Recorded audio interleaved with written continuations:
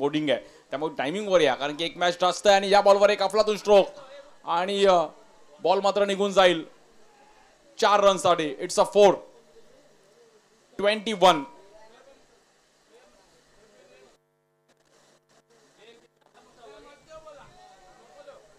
Bowler Mayuresh, या बॉलवर पण अफलातून स्ट्रोक खेळले गेले. बॅटर मोहितच्या बॅटमधून एक मोठा हिट आणि हा फटका आपण पाहिला तर इट्स अ 6. प्रॉपर टायमिंग केलं मोहितने आणि मॅचला पुन्हा एकदा कलाटणी घेतली. टीम मनोरंजन चेंबूर टीम पण मॅच मध्ये आली आहे. रन झाले तिकडे मात्र. आणि या बॉलवर आपण पाहिलं तर रोहितने चांगला फटका खेळला गेलाय. टायमिंग घेतला बट मॅच थांबली. बट मोहित थांबायला तयार नाहीये.